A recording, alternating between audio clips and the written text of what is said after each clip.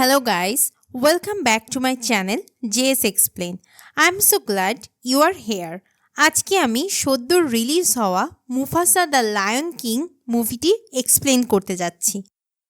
Alright, let's jump in and get started. প্রথমেই আমরা proud রকের বিশাল এবং মনোমুগ্ধকর এক বন দেখতে পাই। এই বন এতটাই সবুজ এবং সুন্দর যে প্রাণীরা একে স্বর্গ বলে মনে করে। এই বনরাজ্যের শাসক হলো সাহসী এবং মহৎ সিংহ সিম্বা। তার স্ত্রী লারা এবং তার ছোট্ট মেয়ে কিয়ারা তাদের জীবনের এক গুরুত্বপূর্ণ অংশ। একদিন সিম্বা তার মেয়ে কিয়ারার সঙ্গে বনে হাঁটছিলেন। চারপাশের সবুজ প্রকৃতি উপভোগ করতে করতে তারা হাসি আনন্দে সময় কাটাচ্ছিল। হঠাৎই সিম্বার কানে একটা পরিচিত আওয়াজ ভেসে আসে। তার মুখ গম্ভীর হয়ে ওঠে। সে বুঝতে পারে লারা হয়তো কোনো বিপদে পড়েছে। সিম্বা কিয়ারার দিকে তাকিয়ে হাসি দিয়ে বলে, আমার ছোট্ট রাজকন্যা, এখন আমি তোমাকে গুহায় নিয়ে যাব। আমি তোমার মাকে খুঁজতে যাচ্ছি, কিন্তু সন্ধ্যার মধ্যেই আমি ফিরে আসব। কিয়ারার চোখে একটু আতঙ্ক ভেসে ওঠে। সে তার বাবাকে শক্ত করে ধরে ফেলে। সিম্বা নরম গলায় বলে, ভয় পেও না, টিমন আর পুম্বা তোমার যত্ন নেবে। আমি দ্রুতই ফিরে আসব। সিম্বার আশ্বাসে কিয়ারা একটু শান্ত হয়। সিম্বা তাকে গুহায় রেখে চলে যায়।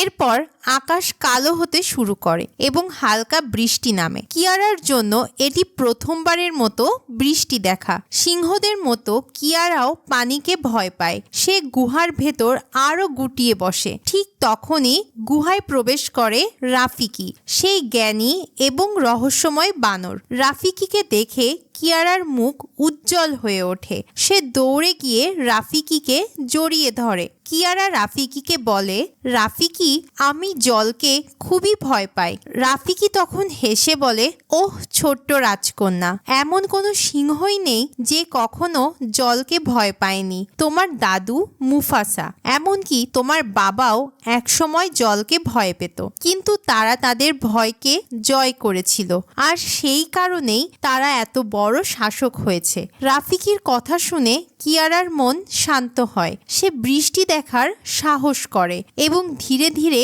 কৌতূহল নিয়ে বাইরে তাকায়। এরপর রাফিকি কিয়ারার মনকে আরো শান্ত করতে তার দাদু মুফাসার কাহিনী শোনায়। রাফিকি বলে, অনেক বছর আগে সিম্বার দাদা আহাদি এবং দাদি উরু একটি শাবকের জন্ম দিয়েছিলেন, যার নাম রেখেছিলেন মুফাসা। সেই মুফাসার সাহস এবং নেতৃত্বই এই বন পরবর্তীতে নিরাপদ এবং সমৃদ্ধ হয়েছিল।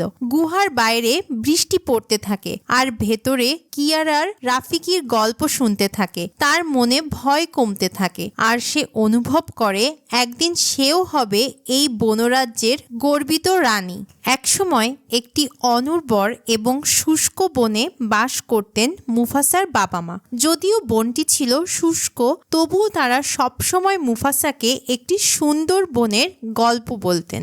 এমন একটি বন যা সবুজে ভরা এবং সেখানে কখনোই জলের অভাব থাকবে না। বনটি ছিল পাহাড়ের ওপারে আর তার নাম মালেলে। মুফাসার বাবা মা বলতেন, ওই বন সূর্যের দিকে এবং একদিন তুমি অবশ্যই সেখানে পৌঁছাবে মুফাসা। একদিন মুফাসা তার বাবা মায়ের সাথে খেলা করছিল। হঠাৎ আকাশ থেকে এক ফোঁটা জল মুফাসার গালের উপর পড়ে। মুফাসা আকাশের দিকে তাকিয়ে দেখে সেখানে ঘন মেঘ জমেছে। বুঝতে আর বাকি থাকে না, শীঘ্রই বৃষ্টি নামবে। বনের অন্যান্য প্রাণীরা আকাশের এই পরিবর্তন দেখে দোল খেলতে শুরু করে এবং বৃষ্টির সম্ভাবনায় সবাই আনন্দিত হয়। মুফাসাও খুশি হয়ে কাছের একটি খালে চলে যায় এবং সেখানে খেলতে শুরু করে। কিছুক্ষণ পর বৃষ্টি শুরু হয় আর পুরো বন খুশির জোয়ারে ভাসতে থাকে। মুফাসার বাবা মাও বৃষ্টিতে আনন্দিত হন, কিন্তু কিছুক্ষণের মধ্যেই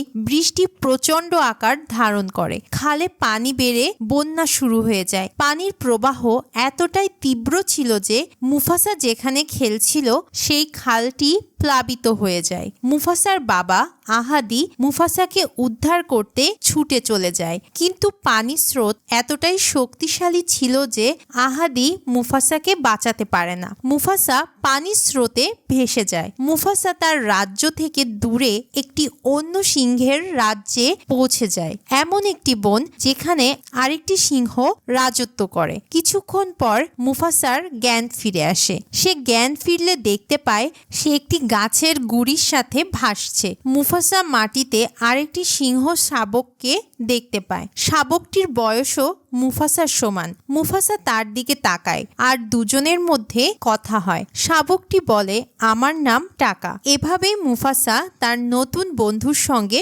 পরিচিত হয় আর তাদের বন্ধুত্বের গল্প শুরু হয়। টাকা মুফাসাকে দ্রুত পানি থেকে বেরিয়ে আসতে বলে, কারণ সেই পানিতে ভয়ঙ্কর কুমির আছে, তারা মুফাসাকে দেখলেই আক্রমণ করবে। টাকার কথা শুনে মুফাসা আতঙ্কিত হয়ে দৌড় দেয় এবং খালের কিনারায় উঠে আসার চেষ্টা করে, কিন্তু তার আগেই দুইটা ছোট্ট কুমির মুফাসাকে দেখতে পায় এবং দ্রুত তার দিকে এগোতে থাকে। মুফাসা কোনা কানাচে আটকে পড়ে যায়। ঠিক সেই মুহূর্তে টাকা তার পাশে আসে এবং মুফাসাকে পানি থেকে টেনে তোলে। তারা দুজন নিরাপদে উঠে এলে সেখানে এশা নামে আরেকটি সিংহনী আসে।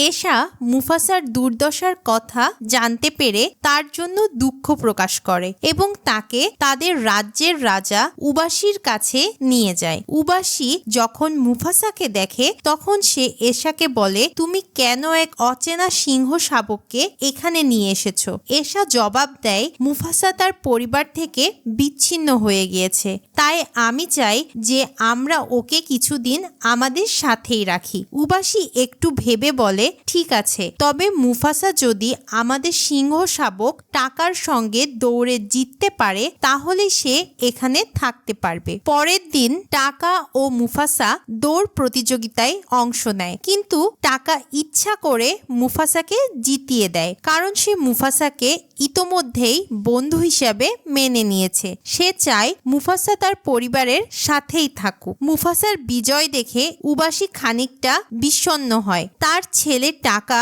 দৌড়ে হেরে গিয়েছে, তবুও উবাসি প্রতিশ্রুতি অনুযায়ী মুফাসাকে পরিবারের সাথেই থাকার অনুমতি দেয়। এরপর মুফাসা ধীরে ধীরে টাকার ভাইয়েরই মতো হয়ে ওঠে। তবে উবাসি মুফাসার বিষয়ে একটি গোপন শর্ত রাখে। মুফাসা শুধুমাত্র সিংহনীদের সাথেই থাকবে এবং সিংহদের রাজনীতিতে অংশগ্রহণ করবে না। এদিকে মুফাসা এবং টাকা ক্রমে ঘনিষ্ঠ বন্ধু হয়ে ওঠে। এশাও ধীরে ধীরে মুফাসাকে নিজের ছেলে হিসেবেই মনে করতে শুরু করে এবং তাকে শিকার ও যুদ্ধের কৌশল দুটোই শেখায়। অন্যদিকে টাকা বেশিরভাগ সময় তার বাবা উবাসির সাথে কাটায়, কিন্তু উবাসি ছিল খুবই অলস এবং কঠিন পরিশ্রমে তার কোনোই আগ্রহ ছিল না, তাই টাকা খুব বেশি কিছু তার বাবার কাছ থেকে শিখতে পারেনি। সময়ের সাথে সাথে বছর কেটে যায় এবং মুফাসা ও টাকা বড় হয়ে শক্তিশালী তরুণ সিংহে পরিণত হয়।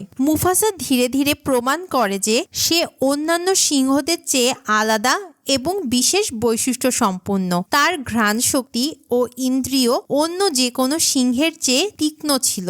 একদিন এশা ও মুফাসা শিকারে বের হয়। তারা এমন একটি এলাকায় যায় যেখানে অনেক সিংহ ঘোরাফেরা করে, কিন্তু এই সিংহগুলো অন্য জঙ্গলের এবং তাদের গায়ের রং পুরোপুরি সাদা। এই সাদা সিংহরা দেখতে বেশ বড় এবং তারা খুবই ভয়ঙ্কর হয়। এশা মুফাসাকে গাছের আড়ালে লুকিয়ে থাকতে বলে এবং নিজেও সতর্ক হয়ে যায়, কিন্তু সাদা সিংহের দল এশা ও মুফাসাকে দেখতে পায় এবং তাদের উপর ঝাঁপিয়ে পড়ে। এখান থেকেই শুরু হয় মুফাসার জীবনের নতুন অধ্যায়। সাদা সিংহদের আক্রমণের পর মুফাসা ভয় না পেয়ে দৃঢ়ভাবে তাদের মুখোমুখি হয়। সে একাই লড়াই শুরু করে। দৃঢ় প্রত্যয়ে দাঁড়িয়ে থেকে সাদা সিংহদের বিরুদ্ধে লড়াই করে মুফাসা। টাকা দূর থেকে এই দৃশ্য দেখে, কিন্তু তার ভেতরে মুফাসাকে সাহায্য করার সাহস জাগে না। সে ভয় পেয়ে নীরবে কাছের একটি ঝোপের আড়ালে লুকিয়ে পড়ে। মুফাসা নির্ভীক ও একাগ্র একাই সিংহদের মোকাবেলা করতে থাকে। দীর্ঘ লড়াইয়ের পর সে সাদা সিংহদের একজনকে পরাস্ত করে হত্যা করে। এক সাথীর মৃত্যু দেখে বাকি সাদা সিংহরা ভয় পেয়ে পালিয়ে যায়। লড়াই শেষে এশা সামান্য আহত হলেও সে নিরাপদে ছিল। মুফাসা তাকে দ্রুত বাড়ি ফিরে যেতে বলে। ঠিক তখনই টাকা লজ্জিত মুখে ঝোপ থেকে বেরিয়ে আসে। সে মাথা নিচু করে বলে, আমি সব দেখছিলাম মুফাসা, কিন্তু সাহস করে তোমাকে সাহায্য করতে পারিনি। আমি ভয় পেয়ে লুকিয়ে পড়েছিলাম। মুফাসা গভীর দৃষ্টিতে টাকার দিকে তাকিয়ে থাকে। তারপর ধীরে ধীরে বলে, ভয় পাওয়া দোষের কিছু নয় টাকা, কিন্তু ভয়ের কারণে প্রিয়জনদের পাশে না দাঁড়ানো ঠিক নয়। টাকা মুফাসার কথা শুনে আরো বেশি অনুতপ্ত হয়। সে প্রতিজ্ঞা করে পরবর্তীতে যাই ঘটুক সে কখনো আর ভয় পেয়ে পেছনে সরে দাঁড়াবে না। তার সাথে টাকা শক্তিশালী হওয়ারও সংকল্প করে। এশা তার ছেলে টাকাকে সান্ত্বনা দিয়ে বলে, তোমার ক্ষমা চাওয়ার দরকার নেই, সাহস দেখানোর সুযোগ আবারও আসবে। তিনজনই নিরাপদে বাড়ি ফিরে আসে। তবে বাসায় পৌঁছানোর পর মুফাসা ও এশাকে দেখে উবাসী অস্বস্তি লক্ষ্য করে। মুফাসা জানতে চায়, কি হয়েছে তোমার বাবা? এশা তখন সব খুলে বলে। ওবাসী মুফাসাকে ধন্যবাদ জানিয়ে বলেন, তুমি না থাকলে আজ এশা বেঁচে থাকতো না। মুফাসা দীর্ঘশ্বাস ফেলে বলে, আমি নিশ্চিত সাদা সিংহরা আবারও প্রতিশোধ নেবে। ওবাসী চিন্তিত হয়ে একজন সিংহকে পাঠায় সাদা সিংহদের অঞ্চলে পরিস্থিতি জানার জন্য। সিংহটি ফিরে এসে জানায়, মুফাসা যে সাদা সিংহটিকে হত্যা করেছে সে ছিল সাদা সিংহের রাজপুত্র। তার পিতার নাম কিরোস। সাদা সিংহদের রাজা কিরোস ভয়ঙ্কর এবং প্রবল শক্তিশালী। কিরোস তার পুত্রের মৃত্যু সংবাদ শুনে রাগে গর্জন করে এবং প্রতিশোধ নেওয়ার শপথ করে। তিনি ঘোষণা করেন, আমি মুফাসাকে হত্যা করব এবং তার সাথে টাকাকেও, কারণ সে অন্য একটি জঙ্গলের রাজকুমার। বার্তাবাহক উবাসীকে সব জানালে উবাসী বুঝতে পারে বিপদ আসন্ন। তিনি গভীর দুশ্চিন্তায় পড়েন। পরের দিন ভোরেই কিরোস তার বাহিনী নিয়ে মুফাসা ও টাকাকে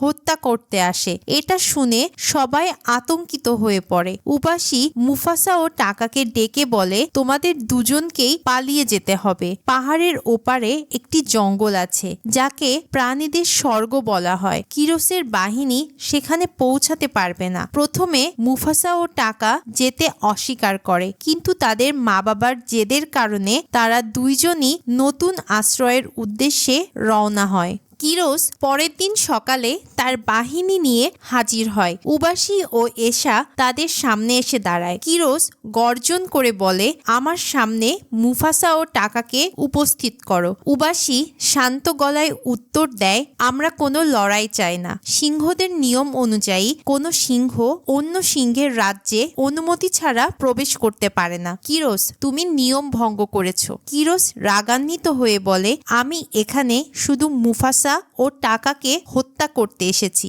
এশা বলে, মুফাসা ও টাকা এখানে নেই, তারা অনেক দূরে চলে গিয়েছে। তুমি যদি লড়াই করো তবে তা অন্যায় হবে। কিরোস ও তার বাহিনী সিদ্ধান্ত নেয় উবাসীর রাজ্য আক্রমণ করবে। এদিকে মুফাসা ও টাকা সূর্যের দিকে এগিয়ে চলে। তারা পাখিদের কিচিরমিচির শুনে পেছনে তাকায়। মুফাসা বুঝতে পারে কিরোস এবং তার সৈন্যরা তাদেরকে তাড়া করছে। মুফাসা বলে, টাকা দ্রুত চলো। তারা দৌড়াতে থাকে, কিন্তু সামনে বিশাল জলপ্রপাত দেখা যায়। মুফাসা বলে, আমাদের ঝাঁপ দিতে হবে, এছাড়া অন্য কোনো উপায় নেই। টাকা ভয় পায়, কিন্তু মুফাসার হাত ধরে তারা দুইজনেই ঝাঁপ দেয়। কিছুক্ষণ পর কিরোস জলপ্রপাতের কাছে পৌঁছে যায় এবং তার পুরুষ সিংহদের নির্দেশ দেয় ওদেরকে খুঁজে বের করো। এদিকে মুফাসা ও টাকা গভীর জঙ্গলে হাঁটতে থাকে। রাত নামতে শুরু করে। টাকা অনুভব করে কেউ তাদের অনুসরণ করছে। মুফাসা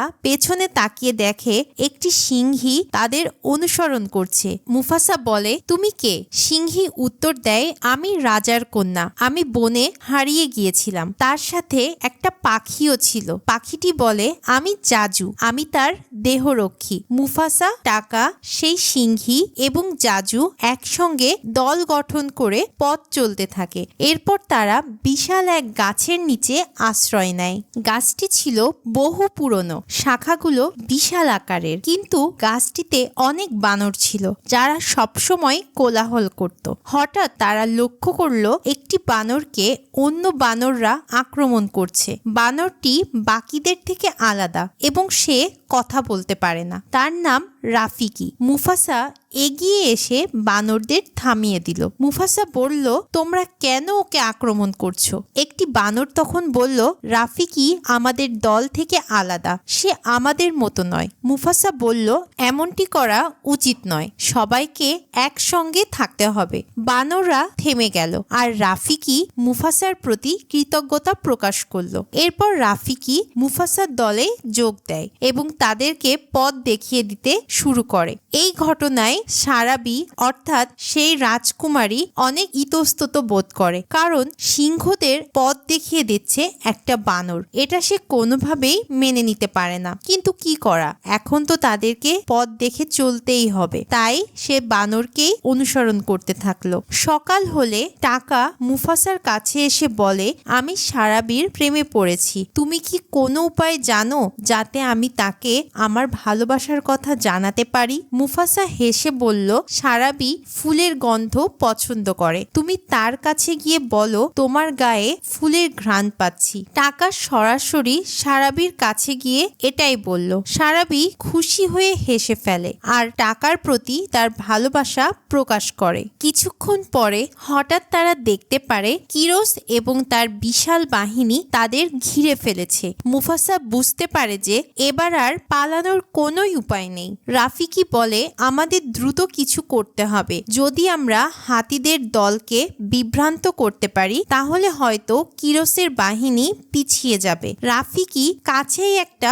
মৌচাক দেখতে পায়। সে তাড়াতাড়ি গিয়ে মৌচাকটিতে আঘাত করে। মুহূর্তের মধ্যেই মৌমাছিরা বেরিয়ে এসে হাতিদের কামড়াতে শুরু করে। হাতিরা বিক্ষিপ্ত হয়ে পড়ে আর কিরোসের বাহিনী পিছু হটতে বাধ্য হয়। কিন্তু পালানোর সময় এক বিশাল হাতি দৌড়ে এসে সারাবিকে ধাক্কা দেয় আর এর ফলে সারাবি অজ্ঞান হয়ে পড়ে। মুফাসা দ্রুত ছুটে গিয়ে সারাবিকে পাজাকোলা করে নিয়ে যায় এবং নিরাপদ স্থানে রেখে আসে। সারাবি যখন জ্ঞান ফেরে তখন মুফাসার দিকে তাকিয়ে বলে, আমাকে কে বাঁচিয়েছে? মুফাসা হাসতে হাসতে বলে, টাকা তোমাকে বাঁচিয়েছে। এই কথা শুনে সারাবি লজ্জায় হেসে ফেলে আর টাকার প্রতি তার কৃতজ্ঞতা প্রকাশ করে। এরপর তারা আবারও পথ চলতে শুরু করে এবং পাহাড়ের সামনে এসে পৌঁছায়। রাফিকি তার বিশেষ ক্ষমতা ব্যবহার করে বলে, আমরা সঠিক পথেই আছি। পাহাড়ের ওপারে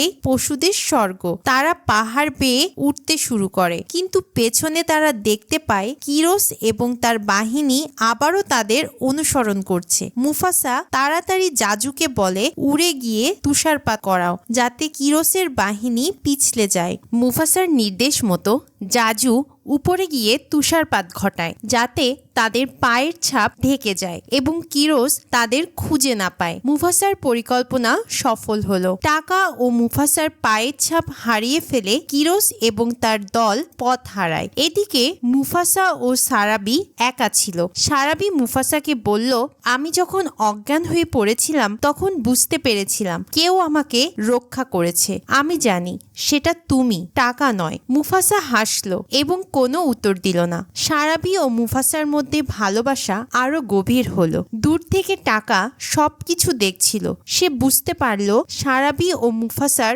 ঘনিষ্ঠতা বেড়েছে। এতে টাকার মনে হিংসা জন্ম নিল। সে মনে করল সারাবি মুফাসার প্রেমে পড়েছে এবং তার কথা শুনছে। কিরোস এই সুযোগ নিয়ে টাকাকে দলে ভিড়িয়ে নিল। কিরোস বলল, তুমি যদি মুফাসার সব পদক্ষেপের দিকে নজর রাখো তাহলে আমি তার উপর সহজেই আক্রমণ করতে পারবো। টাকার কিরোসের কথায় রাজি হলো।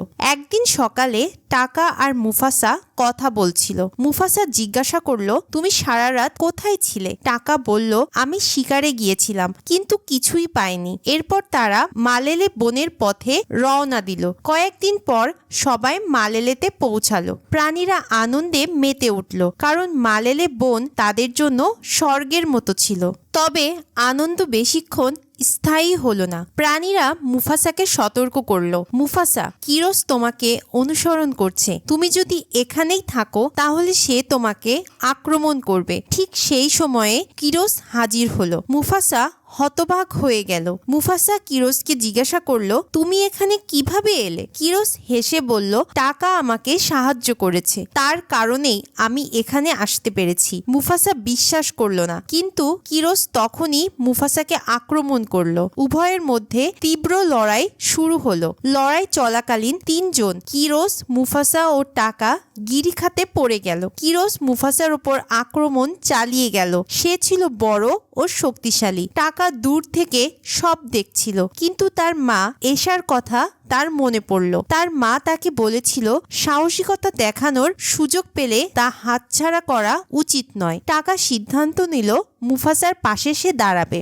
কিরোস তার ধারালো নখ দিয়ে মুফাসার মুখে আঘাত করতে গেল, কিন্তু ঠিক তখনই টাকা সামনে এসে দাঁড়ালো। কিরোসের নখের আঘাত টাকার মুখের উপর লাগলো এবং টাকা আহত হলো। মুফাসা ও টাকা মিলে কিরোসকে আক্রমণ করলো। কিরোস গিরিখাতের নিচে পড়ে গেল আর তার উপরে বিশাল একটি পাথর পড়ে তাকে চিরতরে শেষ করে দিল। মুফাসা যখন কিরোসের হাত থেকে মিলেলের সমস্ত প্রাণীকে রক্ষা করে তখন সে মিলেলের রাজা হিসেবে অভিষিক্ত হয়। পরবর্তীতে মুফাসা তার মায়ের সঙ্গে দেখা করে। তার মা আনন্দে আপ্লুত হয়ে পড়েন, কারণ বহু বছর পর তারা তাদের শৈশবের হারিয়ে যাওয়া সন্তানকে ফিরে পেয়েছে। কিন্তু মুফাসার বাবা মারা গিয়েছিল। এরপর বনবাসীরা মুফাসার কাছে একটি অনুরোধ জানায়। তারা সকলেই চায় টাকা জঙ্গল থেকে চলে যাক, কারণ সে মুফাসার সঙ্গে বিশ্বাসঘাতকতা করেছিল। মুফাসা বলল, আমি এখন মিলেলের রাজা, কিন্তু আমি মনে করি সবারই দ্বিতীয় সুযোগ পাওয়া উচিত। মুফাসার কথা শুনে টাকা নিজেই এগিয়ে এসে বলল, আজ থেকে আমার নাম হবে স্কার, যেন আমি প্রতিবার নিজের নাম শুনলেই আমার ভুলের কথা মনে করতে পারি। মুফাসা টাকার দিকে তাকিয়ে বলল, তুমি নিজের ভুল বুঝতে পেরেছ, সেটাই সবচেয়ে বড় জয়। সিম্বার মেয়ে কিয়ারা এই গল্প শুনে অনেক খুশি হয় এবং নিজের দাদা মুফাসার রাজ্য জয়ের কথা শুনে নিজেকে গর্বিত মনে করে। মুফাসা দ্য লায়ন কিং মুভিটি আপনার কেমন লাগলো মন্তব্য করতে ভুলবেন না। ভিডিওটি দেখার জন্য ধন্যবাদ। নতুন আরেকটি অসাধারণ ভিডিও নিয়ে আবারও ফিরব।